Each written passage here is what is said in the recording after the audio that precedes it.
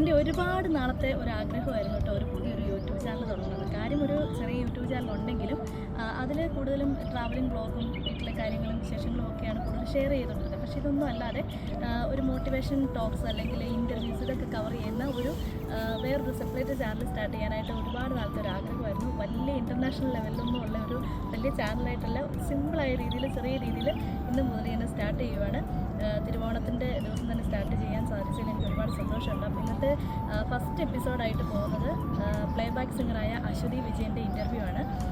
അശ്വതി വിജയനും അച്ചുക്കുട്ടി എന്നാണ് ഞങ്ങൾ വിളിക്കുന്നത്. എൻ്റെ മ്യൂസിക് ടീച്ചറിൻ്റെ മോളാണ് അച്ചുക്കുട്ടി. അച്ചുക്കുട്ടിയുടെ ഇൻ്റർവ്യൂ ആണ്. അച്ചുക്കുട്ടി ഇപ്പം മ്യൂസിക് ടീച്ചറായിട്ട് വർക്ക് ചെയ്യുകയാണ്. വർഷങ്ങളായിട്ട് മ്യൂസിക് ടീച്ചറായിട്ട് വർക്ക് ചെയ്തുകൊണ്ടിരിക്കുകയാണ്. അപ്പം പുള്ളിക്കാരിയുടെ ഞാൻ കുറച്ച് ക്വസ്റ്റ്യൻസ് ഇങ്ങനെ മൊബൈലിൽ അയച്ചു കൊടുത്തിട്ട് ആ മൊബൈലിൽ നിന്നുമാണ് ഇൻ്റർവ്യൂ വീഡിയോ ആയിട്ട് എടുത്തിരിക്കുന്നത്. കാരണം നമ്മളിവിടെയും ആൾ നാട്ടിലും ആയതുകൊണ്ട് നമുക്ക് കവർ ചെയ്യാനൊക്കെ ഒരുപാട് ബുദ്ധിമുട്ടുകളും പോസിബിലിറ്റീസിൻ്റെ ഒക്കെ വ്യത്യാസങ്ങളും കുറവുകളൊക്കെ ഉണ്ട്. അപ്പോൾ ഇങ്ങനെയുള്ള കുറച്ച് കുറവുകളും പോരായ്മകളും ഒക്കെ ഉണ്ടാവും. പക്ഷേ എൻ്റെ കുഞ്ഞു ചാനലിനെ നിങ്ങളൊന്ന് സപ്പോർട്ട് ചെയ്യണം. സ്റ്റെപ്സ് വ്ലോഗ് എന്നാണ് ചാനലിൻ്റെ പേര്. അതിനുമേ നമുക്ക് ഫസ്റ്റ് എപ്പിസോഡിൽ സ്റ്റാർട്ട് ചെയ്യാം. എല്ലാവരുടെയും പ്രാർത്ഥനകളും ആശംസകളും ഉണ്ടാകണമെന്ന് അപേക്ഷിക്കുന്നു. എല്ലാവർക്കും എൻ്റെ നമസ്കാരം. എൻ്റെ പേര് അശ്വതി വിജയൻ. ഈ ഓണക്കാലത്ത് സ്റ്റെപ്സ് വ്ലോഗിനൊപ്പം ഞാനൊരു കുഞ്ഞ് ഇൻ്റർവ്യൂവിൻ്റെ പാർട്ടാകുകയാണ്. അപ്പോൾ സ്റ്റെപ്സ് വ്ലോഗ് എൻ്റെ അടുത്ത് കുറച്ച് ക്വസ്റ്റ്യൻസ് ചോദിച്ചിട്ടുണ്ട്. അപ്പോൾ ഓരോ ക്വസ്റ്റ്യൻസിനും ഞാൻ ആൻസർ ചെയ്യാം. ആദ്യത്തെ ക്വസ്റ്റ്യൻ ചോദിച്ചിരിക്കുന്നത്, ഇപ്പോൾ എവിടെയാണ്, എന്താണ് ചെയ്യുന്നത്? ഞാനിപ്പോൾ നിലവിൽ താമസിക്കുന്നത് കൊച്ചിയിൽ എടപ്പള്ളിയിലാണ്. ഞാൻ മ്യൂസിക് ടീച്ചറായിട്ട് വർക്ക് ചെയ്യാണ്, ഓൺലൈനായിട്ടാണ്. അപ്പോൾ ഞാൻ വർക്ക് ചെയ്യുന്നത് ഒരു അമേരിക്കൻ കമ്പനിക്ക് വേണ്ടിയിട്ടാണ്. അത് വിർജീനിയ എന്നുള്ള സ്റ്റേറ്റിലാണ്. അതിപ്പോൾ 7-8 വർഷമായിട്ട് ഞാൻ ഓൺലൈനായിട്ട് അവിടുത്തെ ഫാക്കൽറ്റി ആയിട്ട് വർക്ക് ചെയ്യുവാണ്. അതുകൂടാതെ തന്നെ ബാക്കി പല കൺട്രീസിലും ഞാൻ ഫ്രീലാൻസ് ആയിട്ടും പ്രൈവറ്റ് ക്ലാസ്സസ് എടുക്കുന്നുണ്ട്. പിന്നെ ഫുൾ ടൈം ടീച്ചിങ് ആണ്. അതോടൊപ്പം തന്നെ എനിക്ക് പെർഫോമൻസസുകളുണ്ട്, ലൈവ് ഷോസ് ഉണ്ട്. അങ്ങനെയാണ് ഇപ്പോഴത്തെ ജീവിതം. രണ്ടാമത്തെ ക്വസ്റ്റ്യൻ ചോദിച്ചിരിക്കുന്നത്, വീട്ടിൽ ആരൊക്കെ ഉണ്ടെന്നാണ്. അപ്പോൾ വീട്ടിലിപ്പം ഹസ്ബൻഡും എനിക്കൊരു കുഞ്ഞുകുട്ടിയുണ്ട്, 1 വയസ്സ് കഴിഞ്ഞു. ഹസ്ബൻഡിന്റെ പേര് മെബിൻ എന്നാണ്, മോന്റെ പേര് റിഫ്സ്റ്റർ എന്നാണ്, റിഫ് എന്ന് വിളിക്കും. അപ്പോൾ ഇതാണ് എൻ്റെ കുടുംബം. ഇപ്പോൾ ക്വസ്റ്റ്യൻ, സ്വന്തം വീട് എവിടെയാണെന്നാണ്. സ്വന്തം വീട് മൂലമറ്റത്താണ്. മൂലമറ്റം അശോക ജംഗ്ഷൻ എന്ന് പറയും, അവിടെയാണ് എൻ്റെ സ്വന്തം വീട്, എൻ്റെ ഫാമിലി താമസിക്കുന്നത്. അടുത്ത ക്വസ്റ്റ്യൻ, കുട്ടിക്കാലത്തെ സംഗീത ജീവിതവും തിരക്കുകളും ഒന്ന് ഓർത്തെടുക്കാമോ? അങ്ങനെ ചോദിക്കുകയാണെങ്കിൽ പറയാൻ ഒരുപാടുള്ള ഒരു ലൈഫായിരുന്നു കുഞ്ഞുനാളിലെ. കാരണം ഏറ്റവും കൂടുതൽ ഞാൻ ബിസി ആയിരുന്നതും ഏറ്റവും കൂടുതൽ ആ ഒരു പ്രായത്തിനെ അപേക്ഷിച്ചാണ് ഞാൻ ഏറ്റവും കൂടുതൽ ബിസി ആയിരുന്ന ഒരു ടൈമായിരുന്നു എൻ്റെ മൂവി സോങ് കഴിഞ്ഞിട്ടുള്ള എൻ്റെ കുട്ടിക്കാലം. മൂവി സോങ് എന്നല്ല, അതിന് മുന്നേ തൊട്ട് തന്നെ ഞാൻ സ്കൂളിൽ കലോത്സവത്തിനൊക്കെ പോകുന്നതുകൊണ്ട് അതിൻ്റെ പഠനവും അതിൻ്റെ പ്രാക്ടീസും ഒക്കെ ആയിട്ട് ശരിക്കും കുട്ടിക്കാലം നല്ല എൻഗേജ്ഡ് ആയിരുന്നു. ഇപ്പം സമ്മർ ടൈമിലാണെങ്കിലും വെക്കേഷൻ ടൈമിലാണെങ്കിലും ഞാൻ പാട്ട് ക്ലാസ്സായി, ഡാൻസ് ക്ലാസ്സായി. അന്ന് ഡാൻസും ചെയ്യുമായിരുന്നത് കൊണ്ട് ഡാൻസും സീരിയസ് ആയിട്ട് മുന്നോട്ട് കൊണ്ടുവരുന്ന ഒരു ഐറ്റം ആയിരുന്നു. അപ്പം ഇത് രണ്ടുമായിരുന്നു മെയിൻ എൻ്റെ ഒരു ലൈഫ് എന്ന് പറയുന്നത് കുട്ടിക്കാലത്ത്. അത് കഴിഞ്ഞ് മൂവിയിൽ പാടിയതിനു ശേഷം ഈ പറയുന്ന കണക്ക് റെക്കോർഡിങ്ങുകൾ കൂടി, ലൈവ് ഷോകൾ ഒരുപാട് കൂടി. അങ്ങനെ നല്ല തിരക്ക്, ഒരു എഞ്ചിനീയറിംഗ് കാലഘട്ടം വരെ എനിക്ക് നല്ല തിരക്കുള്ള ദിവസങ്ങളായിരുന്നു. അപ്പം എൻ്റെ അച്ഛനും അമ്മയും ഫ്രണ്ട്സും ടീച്ചേഴ്സും എല്ലാം അതുപോലെ സപ്പോർട്ട് ചെയ്തതുകൊണ്ടാണ് എനിക്ക് സ്മൂത്തായിട്ട് എൻ്റെ ആ ഒരു കരിയർ അങ്ങനെ കൊണ്ടുപോകാൻ പറ്റിയിരുന്നത്. അടുത്ത ക്വസ്റ്റ്യൻ വരുന്നത്, കലോത്സവത്തിന് വേദികളിൽ നിന്നും വേദികളിലേക്ക് ഓടി നടന്ന ഒരു കാലഘട്ടത്തിലായിരുന്നല്ലോ അശ്വതി. ആ ഒരു എക്സ്പീരിയൻസ് ഒന്ന് ഷെയർ ചെയ്യാമോ? അതും ഈ മുമ്പിലത്തെ പറഞ്ഞ അതേ ക്വസ്റ്റ്യന്റെ ആൻസർ ആണ്. ഈ പറഞ്ഞ പോലെ ഞാൻ അന്നൊക്കെ ചെറിയ ആ ഒരു ക്ലാസ് ടൈമിൽ നമുക്ക് കലോത്സവത്തിൽ ഇന്നത്തെ പോലെ ലിമിറ്റഡ് ഐറ്റംസ് അല്ലായിരുന്നു. എനിക്ക് തോന്നുന്നു ഒരുപാട് ഐറ്റംസ് നമുക്കൊന്ന് ഒരാൾക്ക് തന്നെ ഒരുപാട് ഐറ്റം നമുക്ക് എടുക്കാമായിരുന്നു. അപ്പൊ എന്നെ സംബന്ധിച്ചുള്ള ഞാൻ ഒരു ടൈമിൽ എനിക്ക് തോന്നുന്നു 13ഓളം ഐറ്റം എടുത്ത്, അതും ഞാൻ LP ക്ലാസ്സിലോ UP ക്ലാസ്സിലോ ആണ്, ചെറിയ സമയത്തായിരുന്നു. അപ്പൊ 13ഓളം ഐറ്റം എടുത്ത സമയമൊക്കെ ഉണ്ടായിരുന്നു. ഡാൻസ് ഒരു 3 ഐറ്റം, പാട്ടുണ്ടാവും ഒരു 3-4 ഐറ്റം, അതിന്റെ കൂടെ ഗ്രൂപ്പായിട്ടുള്ളത് ഉണ്ടാവും, അതിന്റെ കൂടെ നമുക്കന്ന് സ്റ്റോറി ടെല്ലിങ്ങിന്റെ ഒക്കെ കോമ്പറ്റീഷൻ ഉണ്ടായിരുന്നു, അതുണ്ടാവും. അങ്ങനെ പദ്യം ചൊല്ലൽ, അങ്ങനെ സർവത്ര എല്ലാ മേഖലകളിലും കൈവച്ചിട്ടുണ്ട്. ഇപ്പൊ ഡാൻസ് തന്നെയാണെങ്കിൽ ഞാൻ കുച്ചിപ്പുടി ട്രെയിൻഡ് ആയിരുന്നു, ഭരതനാട്യം ട്രെയിൻഡ് ആയിരുന്നു, മോഹിനിയാട്ടം, നാടോടി നൃത്തം, ഇതായിരുന്നു എന്റെ ഡാൻസിന്റെ സിംഗിൾ ഐറ്റംസ്. മ്യൂസിക്കിൽ വരുമ്പോൾ എനിക്ക് ലളിത സംഗീതം ഉണ്ടാവും, കഥകളി സംഗീതം ഉണ്ടാവും, ശാസ്ത്രീയ സംഗീതം ഉണ്ടാവും. പിന്നെ ഗ്രൂപ്പ് ഐറ്റംസ് വരുമ്പോൾ ഗ്രൂപ്പ് സോങ് ഉണ്ടാവും, ദേശഭക്തി ഗാനം ഉണ്ടാവും, പദ്യം ചൊല്ലല്, ചിലപ്പം ഹിന്ദി മലയാളം പദ്യം ചൊല്ലല് പാർട്ടിസിപ്പേറ്റ് ചെയ്തിട്ടുണ്ട്. പിന്നെ അന്ന് ഏതോ ഞാൻ ഓർക്കുന്നു 2 തവണ സ്റ്റോറി ടെല്ലിങ്ങിൽ കഥ പറയുന്ന ഒരു കോമ്പറ്റീഷൻ ഉണ്ടായിരുന്നു, അതിനുണ്ടായിരുന്നു. എനിക്ക് തോന്നുന്നു ഇതൊക്കെ ആയിരുന്നു എന്റെ മെയിൻ ഐറ്റംസ്. അപ്പം അങ്ങനെ വരുമ്പോൾ ശരിക്കും പറഞ്ഞ ഒരു ഹെക്ടിക് ആയിട്ടുള്ള ഒരു കലോത്സവമായിരുന്നു ആ ടൈമില്. പക്ഷെ ഇപ്പൊ ഓർക്കുമ്പോ എന്തോ അതൊക്കെ എങ്ങനെ ചെയ്യാൻ പറ്റി എന്നുള്ള ഒരു ക്വസ്റ്റ്യൻ മാർക്ക്, അതിനൊരു ആൻസർ ഇല്ല എനിക്ക് പറയാൻ. അന്നത്തെ പേരൻസിന്റെ സപ്പോർട്ടും പറഞ്ഞവർക്ക് ടീച്ചേഴ്സിന്റെ സപ്പോർട്ടും കൊണ്ട് എനിക്ക് നല്ലൊരു ട്രെയിനിങ് കിട്ടി, നല്ല ഗുരുക്കന്മാരിൽ നിന്ന് എനിക്കൊരു ട്രെയിനിങ് കിട്ടി, സപ്പോർട്ട് ചെയ്യാൻ ആളുണ്ടായിരുന്നതുകൊണ്ട് ഇതെല്ലാം എനിക്ക് ഈസി ആയിട്ട് ചെയ്യാൻ പറ്റിയെന്ന് ഞാൻ വിശ്വസിക്കുന്നു. അതല്ലാതെ എന്റെ ഒരു മിടുക്കായിട്ട് എനിക്കത് തോന്നുന്നില്ല. അടുത്ത ക്വസ്റ്റ്യൻ, ആദ്യമായി കാസറ്റിൽ പാടിയ സോങ് ഏതാണ്? അതിന്റെ ഒരു 4 വരി പാടാമോ? ആദ്യമായി കാസറ്റിൽ പാടിയ സോങ് എന്ന് പറയുന്നത് ഞാൻ 5 വയസ്സിലൊരു ഒരു അഡ്വർടൈസ്മെന്റിന് വേണ്ടിയിട്ടൊരു സോങ് പാടിയത്, പക്ഷെ അതെനിക്ക് ഓർമ്മയിലില്ല. അതല്ലാതെ ഞാൻ മൂവിയിൽ പാടുന്നതാണ് ആദ്യത്തെ എന്റെ ഒരു പ്രൊഫഷണൽ റെക്കോർഡിംഗ് എന്ന് പറയുന്നത്, മൂവിയിൽ പാടുന്നതാണ്. പക്ഷെ അത് കഴിഞ്ഞിട്ട് ഒരു ആൽബത്തിന് വേണ്ടി ഞാൻ ആദ്യമായിട്ട് പാടുന്നത് സാബു ആരക്കുഴ ചേട്ടൻ ചെയ്ത ഒരു മാതാവിന്റെ സോങ് ആണ്. കുറച്ചേത് ഓർക്കുന്നുള്ളൂ. ഞാൻ കുഞ്ഞ് പിള്ളേർക്ക് വേണ്ടിയിട്ടുള്ള ഒരു പാട്ടാണ്. മണ്ണിലും മിന്നിലും മാതാവ്, ഉണ്ണികൾക്കെല്ലാം മാതാവ്, കണ്ണീരുപ്പും മാതാവ്, കാരുണ്യമേകുന്ന മാതാവ്. 6ാമത്തെ ക്വസ്റ്റ്യൻ നല്ല ക്വസ്റ്റ്യനാണ്. ഹിന്ദുസ്ഥാനി സംഗീതവും കർണാട്ടിക്കും തമ്മിലുള്ള ഡിഫറൻസ് എന്താണ്? അത് പഠിച്ചിരിക്കുന്നതുകൊണ്ടുള്ള ബെനിഫിറ്റ്സ് എന്തൊക്കെയാണ്? ബെനിഫിറ്റ്സ് എന്ന് പറയുന്നത് ഓരോരുത്തർക്കും പേഴ്സണലി ഡിഫറെന്റ് ആണെന്നാണ് എന്റെ വിശ്വാസം. ഞാൻ എന്റെ ഒരു എക്സ്പീരിയൻസ് പറയാം.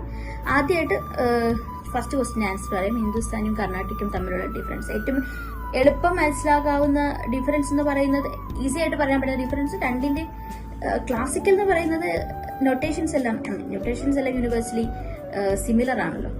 ഇവിടെ വ്യത്യാസം വരുന്നത് നമ്മൾ പാടുന്ന സ്റ്റൈൽ ഓഫ് സിംഗിങ് ആണ്, നമ്മൾ പാടുന്ന രീതിയുടെ വ്യത്യാസമാണ് രണ്ടിന്റെയും ഡിഫറൻസ്. അത് നമുക്ക് കേൾക്കുമ്പോൾ അത് നമുക്ക് മനസ്സിലാകും എന്താണ് രണ്ടിനും എന്താണ് ഡിഫറൻസ് എന്നുള്ള, പാടുന്ന സ്റ്റൈലിന്റെ ഡിഫറൻസ് എന്താണെന്ന് അത് നമുക്ക് കേൾക്കുമ്പോൾ മനസ്സിലാവും. അത് ഞാൻ അടുത്തൊരു ക്വസ്റ്റ്യൻ വരുന്നുണ്ട്, അതിൽ എക്സ്പ്ലെയിൻ ചെയ്യാം. അതുപോലെ തന്നെ എനിക്കുണ്ടായ ബെനിഫിറ്റ് ഹിന്ദുസ്ഥാൻ എന്ന് പറഞ്ഞാൽ, ഞാൻ ഹിന്ദുസ്ഥാനി പഠിക്കാനുള്ള കാരണം എന്ന് പറഞ്ഞാൽ എനിക്ക് എന്റെ വോയിസ് എന്റെ വോയിസ് പണ്ട് പാടിക്കൊണ്ട സമയത്ത് ഗെയിൻ ഭയങ്കര കുറവായിരുന്നു. ലൈവൊക്കെ പാടുമ്പോൾ എനിക്കറിയാം ഞാൻ ഒന്നാമത്തെ ആള് അന്ന് കുറച്ചൊരു ഒരു കുഞ്ഞായിരുന്നു. അപ്പം എനിക്ക് ഒത്തിരി സ്ട്രെങ്ത് എടുത്ത് പാടാനുള്ള ബുദ്ധിമുട്ടൊക്കെ ലൈവിലുണ്ടായിരുന്നു. അപ്പോൾ ഒരു ഘട്ടം കഴിഞ്ഞപ്പോൾ എനിക്ക് എന്നോട് ഒരു അങ്കിള്, എറണാകുളത്ത് സ്റ്റുഡിയോ നടത്തുന്ന ഒരു അങ്കിളാണ്, നല്ല മ്യൂസിഷ്യൻ കൂടെയാണ്. അപ്പോൾ സാർ അങ്കിൾ എൻ്റെ അടുത്ത് പറഞ്ഞു, ഒന്ന് ഹിന്ദുസ്ഥാനി ഒന്ന് ട്രൈ ചെയ്യൂ, അതിലത്തെ സർഗംസ് കാര്യങ്ങള്, അങ്ങനത്തെ കാര്യങ്ങള് ഒന്നുകൂടെ എന്റെ വോയിസിന് കുറച്ചുകൂടി നല്ലതായിരിക്കും എന്ന് പറഞ്ഞ് സജസ്റ്റ് ചെയ്താണ്. ഞാൻ ഒരു അറിവും ഇല്ലാണ്ട് പോയി ജോയിൻ ചെയ്താണ് ഉസ്താദ് ഫയാസ് ഖാൻ സാറിന്റെ അടുത്ത്. അവിടെ ചെന്നപ്പോൾ ഞങ്ങൾക്ക് ഒരു പാറ്റേൺ ഓഫ് പ്രാക്ടീസ് ഉണ്ടായിരുന്നു, മോഡ് ഓഫ് പ്രാക്ടീസസ് ഉണ്ടായിരുന്നു. അപ്പം അദ്ദേഹത്തോട് ചെന്നപ്പോഴേ പറഞ്ഞത്, പ്രാക്ടീസ് ഒരു 3 മണിക്കൂർ ഡെയിലി, മിനിമം 3 മണിക്കൂർ ഡെയിലി ചെയ്യുക, അങ്ങനെ നല്ല ബെനിഫിറ്റ് ഉണ്ടാവും പറഞ്ഞു. അപ്പോൾ എന്തായാലും ഞാൻ അതിന് പഠിക്കാൻ ഇറങ്ങി. എന്റെ വോയിസിന് എന്തായാലും നല്ല ഗെയിൻ വേണമെന്ന് എനിക്ക് ആഗ്രഹമുള്ളതുകൊണ്ട് ആദ്യത്തെ 1.5 വർഷം ഞാൻ 3 മണിക്കൂർ തന്നെ നല്ല ഹാർഡായിട്ട് പ്രാക്ടീസ് ചെയ്തു.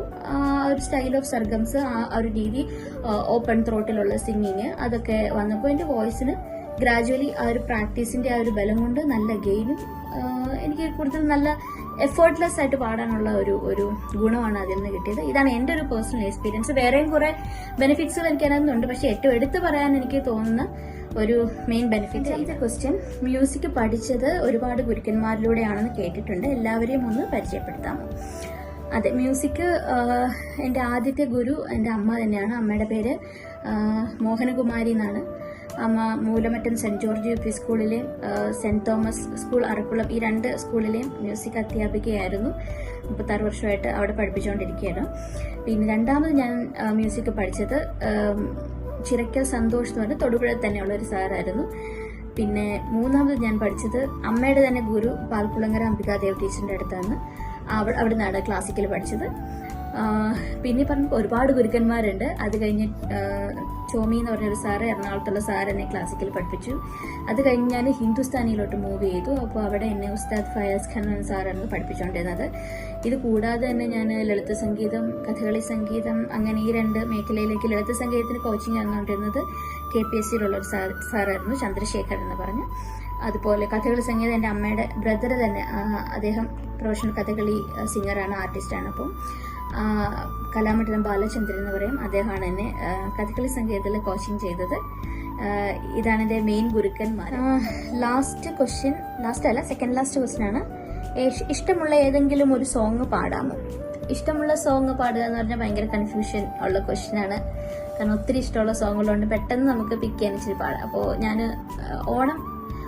ഓണമായിട്ട് ബന്ധപ്പെട്ട ഒരു പാട്ട് പാടാം. എനിക്ക് ഒത്തിരി ഇഷ്ടമുള്ള ഒരു ഓണപ്പാട്ടാണ് ചിത്ര ചേച്ചി പാടിയത്. അത് ഒത്തിരി ഫെമിലിയർ ആയിട്ട് ആളുകൾ കേട്ടിട്ടുള്ള പാട്ടാണെന്ന് എനിക്ക് തോന്നുന്നു. ഒത്തിരി പഴയ പാട്ടാണ്. MS വിശ്വനാഥൻ സാറ് മ്യൂസിക് ചെയ്ത പാട്ടാണ്. അപ്പം ഞാൻ അത് പാടാം. അത്തക്കടത്തിനു പൂതേടുമ്പോൾ അയലത്തി മാരൻ ചൊല്ലി, അത്തക്കടത്തിനു പൂതേടുമ്പോൾ അയലത്തി മാരൻ ചൊല്ലി, പുഞ്ചിരിപ്പൂ വന്നു പകരം തന്നാൽ പൂവൊരു വട്ടി തരാം, പുഞ്ചിരിപ്പൂ വന്നു പകരം തന്നാൽ പൂവൊരു വട്ടി തരാം, പെണ്ണേ പൂവൊരു വട്ടി തരാം. അത്തക്കളത്തിനു പൂതേടുമ്പോൾ അയലത്തി മാരൻ ചൊല്ലി, അയലത്തി മാരൻ ചൊല്ലി. അടുത്ത ക്വസ്റ്റ്യൻ, വോയിസിന്റെ ക്ലാരിറ്റിക്ക് വേണ്ടി ഭക്ഷണത്തിൽ ശ്രദ്ധിക്കാറുണ്ടോ? എന്തൊക്കെ കാര്യങ്ങളാണ് പാട്ടുകാർ കൂടുതൽ ശ്രദ്ധിക്കേണ്ടത്? അതൊരു ട്രിക്കി ക്വസ്റ്റ്യൻ ആണ്. ഇവിടെ എനിക്ക് പറയാനുള്ള എന്റെ പേഴ്സണൽ എക്സ്പീരിയൻസ് ആണ്. കാരണം എനിക്ക് ഒരു ദിവസം യശോദ് സാർ ഇങ്ങനെ എന്നെ പേഴ്സണലി ഞങ്ങൾ രണ്ടുപേരും മീറ്റ് ചെയ്തപ്പം സാറിനെ കാണാൻ ഞാൻ കുമാരമംഗലം സ്കൂളിൽ പോയി മൂവി സോങ് പാടിക്കഴിഞ്ഞ ശേഷം. അന്ന് അദ്ദേഹം എനിക്ക് കുറെ വോയിസ് ടിപ്സ് പറഞ്ഞു തന്നു. ഐസ്ക്രീം കഴിക്കരുത്, നല്ലൊരു ചിക്കൻ കഴിക്കണം, നമ്മുടെ ത്രോട്ടിന് ചൂട് നിലനിർത്തുന്ന ആയിട്ടുള്ള കാര്യങ്ങളെ ചെയ്യാവൂ, അങ്ങനെയൊക്കെ അദ്ദേഹം എനിക്ക് കുറെ ടിപ്സ് ഒക്കെ പറഞ്ഞു തന്നു. അപ്പോൾ പേരൻസും ഈ പറഞ്ഞൊക്കെ, എൻ്റെ അമ്മയും മ്യൂസീഷ്യൻ ആയതുകൊണ്ട് ആളും സൗണ്ട് ടേക്ക് കെയർ ചെയ്യുന്ന കാര്യത്തിൽ എന്നെ ഒരുപാട് സ്ട്രിക്റ്റ് ചെയ്തിരുന്നു. ആളും അമ്മയാണെങ്കിലും എനിക്ക് അങ്ങനെ കോൾഡ് വാട്ടർ കുടിക്കാനോ ഐസ്ക്രീം കഴിക്കാനോ അങ്ങനെ ഒരു പ്രായം വരെ, അതായത് അവരുടെ കൺട്രോളിൽ നിൽക്കുന്ന ഒരു പ്രായം വരെ എനിക്ക് അതൊക്കെ വിലക്കപ്പെട്ട കനിയായിരുന്നു. പക്ഷേ വൺസ് ഞാൻ കോളേജിലൊക്കെ ആയ സമയത്ത്, അപ്പൊ ഞാൻ കുറച്ചുകൂടെ ഫ്രീഡം അനുഭവിക്കുന്ന ഒരു സമയമായിരുന്നു. അപ്പോൾ കോളേജിലായ സമയത്ത് ഞാൻ അതൊക്കെ പയ്യെ വളരെ പയ്യെ തന്നെ അതൊക്കെ മാറ്റാൻ തുടങ്ങി. കാരണം എനിക്ക് ഇഷ്ടപ്പെട്ടത് കഴിക്കുകയും പറയുന്ന കണക്ക് കോൾഡും ഒക്കെ ഞാൻ നന്നായിട്ട്, ഐസ്ക്രീം ആണെങ്കിലും തണുത്ത എന്ത് കിട്ടിയാലും എനിക്ക് ഭയങ്കര ഇഷ്ടമാണ്. കാരണം അതൊന്നും എനിക്ക് അത്ര ടേസ്റ്റ് ചെയ്യാനുള്ള ഒരു അവസരം കിട്ടാത്തത് കൊണ്ട് എനിക്ക് അതൊക്കെ ഭയങ്കര ഇഷ്ടപ്പെട്ട സാധനങ്ങളായിരുന്നു. അപ്പൊ ഞാൻ അതെല്ലാം ട്രൈ ചെയ്തു. പക്ഷെ പയ്യെ എനിക്ക് തോന്നുന്നു എന്റെ വോയിസ് അതുമായിട്ട് യൂസ്ഡ് ആയി. എനിക്ക് പ്രത്യേകിച്ച് അങ്ങനെ വോയിസിന് പ്രോബ്ലം തോന്നിയില്ല. ബിക്കോസ് ആ സമയത്ത് പ്രാക്ടീസ് നന്നായിട്ട് ചെയ്യുന്നുണ്ടായിരുന്നു. സോ ഫുഡിന്റെ ഒരു കൺട്രോൾ എനിക്ക് അങ്ങനെ എന്നെ അങ്ങനെ ബാഡായിട്ടോ, ഒരുപാട് നല്ലതായിട്ടോ ഒരുപാട് ബാഡായിട്ടോ അത് എന്നെ അഫക്ട് ചെയ്തിട്ടില്ലെന്നാണ് എനിക്ക് പറയാനുള്ളത്. എല്ലാം കഴിക്കുക, എന്റെ ഒരു ഒപ്പീനിയൻ, എല്ലാം കഴിക്കാം നമുക്ക്. കാരണം ഒരുപാട് നമ്മൾ അതിനെ പാമ്പർ ചെയ്ത് കഴിഞ്ഞാൽ ചെറിയ എന്തെങ്കിലും ഡിഫറൻസ് വന്നാൽ നമുക്കത് അഡാപ്റ്റ് ചെയ്യാനുള്ള ഒരു ത്രോട്ടിന് ആ ഒരു സ്ട്രെങ്ത് കിട്ടുമെന്ന് എനിക്ക് തോന്നുന്നില്ല. എന്റെ പേഴ്സണലി ഒപ്പീനിയൻ ആണ്. ബട്ട് വേറൊരാൾക്ക് ഡിഫറെന്റ് ആയിരിക്കും. എനിക്കെങ്ങനെയാണ് എന്റെ ഒരു എക്സ്പീരിയൻസ് എന്ന് എനിക്ക് മനസ്സിലായി. സോ ഞാൻ എല്ലാം കഴിക്കും, കൺട്രോൾ അങ്ങനെയൊന്നും വെക്കാറില്ല. സോ വോയിസിനെ അങ്ങനെ ഒത്തിരി അധികം ഒന്നും അഫക്ട് ചെയ്തിട്ടില്ല. നമ്മുടെ ലാസ്റ്റ് ക്വസ്റ്റ്യൻ എന്ന് പറയുന്നത് സ്റ്റെപ്സ് വ്ലോഗിന്റെ വ്യൂവേഴ്സിന് ഓണം വിഷസ് പറയാനാണ്.